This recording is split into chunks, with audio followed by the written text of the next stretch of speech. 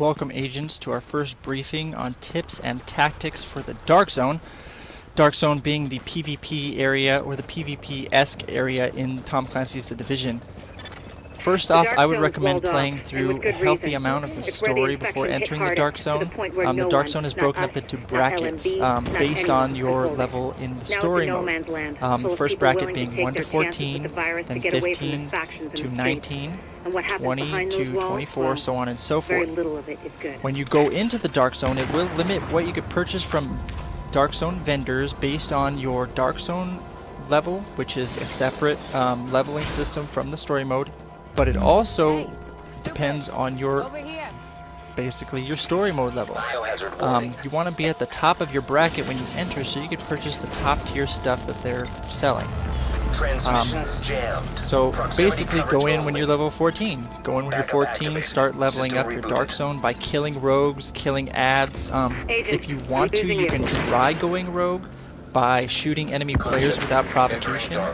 This is a risky proposition, however, because if you die when you are in rogue status, you are heavily penalized. Level 1 takes away certain amounts, 2, 3, 4, and Manhunt take away varying amounts of your XP and your credits. That's right, you can be de-leveled if you are killed enough times going rogue. I have personally lost 30,000 credits just once dying Manhunt, and also been de-leveled by losing 20,000 experience points. This can be devastating if you're trying to level up to get to level 30 to buy some higher tier items. I recommend going in at level 14 first because everybody's more on a level playing field. Your build can be a little more spaced out and not worry about it so much. However, I would not recommend going in alone. Going in alone can be a very risky proposition for you if you don't have somebody covering your butt or able to heal you after you've taken a significant amount of damage. This can pose a big problem.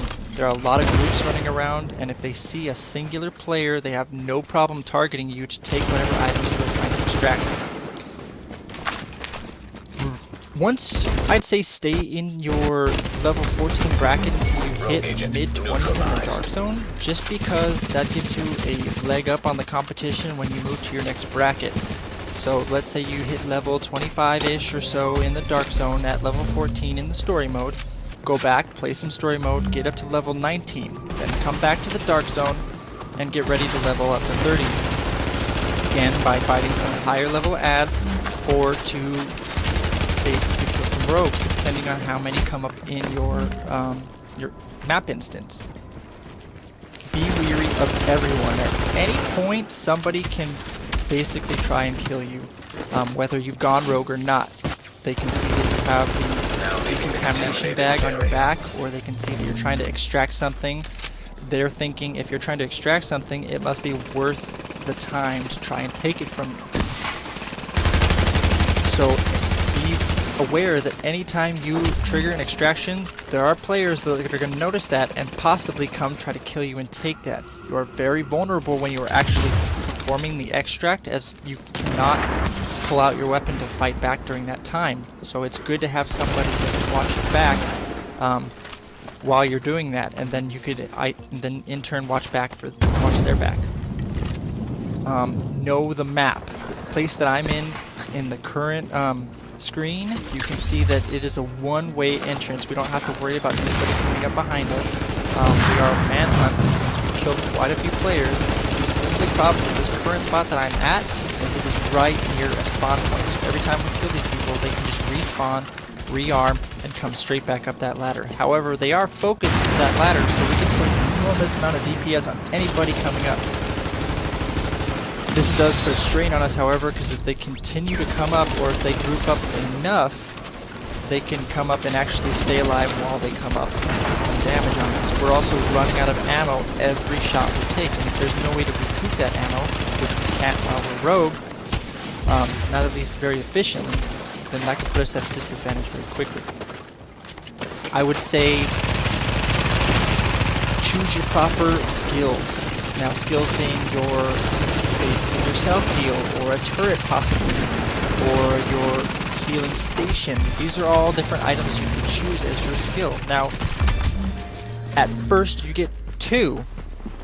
I would definitely recommend the burst heal, where you can either click it and it'll heal yourself, or you can point it at fellow players and heal a small area. This is great for burst healing if you need to use something and you don't want to use a med kit. I recommend waiting on med kits until you're a lot lower on health, as they recover a lot more health. They do have a shorter cooldown than your skill, however, there's a limited amount of them. Also, be wary of using your health skill, because players will be shooting at you. Notice that you've used your health skill and therefore know that you cannot heal yourself after that. There is also the option of antagonizing players into going rogue, as you can see right here. Shooting a player once or twice with your pistol usually does not cause you to go rogue, but they will notice it. If they decide to put more DPS on you, it can put them in rogue status when you can take them down. Now remember, you don't get any penalties for taking down rogue players, but if you go rogue, there is that heavy penalty to watch out if you die while in rogue status. Remember that anytime you're taking fire while you're in rogue status, it will stop your countdown. Also, if you kill new players, it does tend to up your timer. It doesn't always. Usually it will up until you hit manhunt, then it will slowly stop giving you more time. So that is up to you. Personal recommendations as far as skill powers, I recommend, like I said, the burst heal. The healing station can be helpful, however it heals too slowly over time in order to be really helpful in most situations. The turret, the only turret I would recommend is the shock turret if you have it unlocked. The regular turret and the fire turret simply don't have the range or the DPS to make them worth it. I have personally stood right next to somebody's regular turret, taking fire from it the whole time as I dropped them to the ground without a worry in the world. Now, I run the shock turret because it doesn't do very much damage at all, but that's not what I use it for. I use it to stun enemy players into stopping and wiggling around in some kind of crazy seizure so they can't run or shoot me. This provides me more time to put DPS down on that player, or to keep them from chasing me if I'm running away. It literally stops them. They stop, they shake around, they keep running. It has a pretty wide range of where it could shoot people, so you can basically drop it while you're running and continue running, and it will give you that space you need to get away from them. Also, running through AIs or ads in order to trigger them to get aggressive and having them attack either you or they'll probably stop, but then they will attack the players chasing you as well. This will distract those players and keep them distracted long enough for you to get away.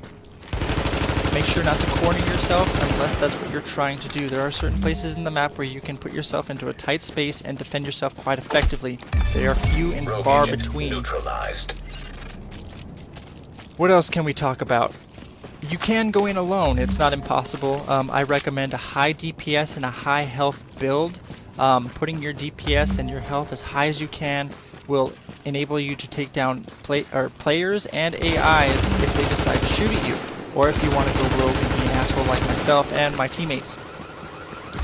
But just be prepared for the consequences. You can always pick on a player that's a lower level than you. Chances are they have lower DPS and lower health, so you can take them down. Just remember, they might have that marksman rifle that does 12,000 damage per shot, whatever it happens to be.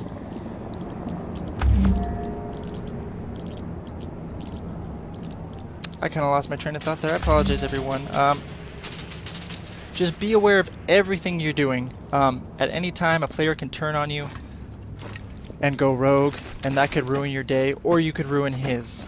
Or you could just have fun, do some jumping jacks with your friends. Please stay tuned, agents, for more tips and tricks for the Division, for PvE and PvP. Enjoy your time in the Dark Zone. Talk to you later.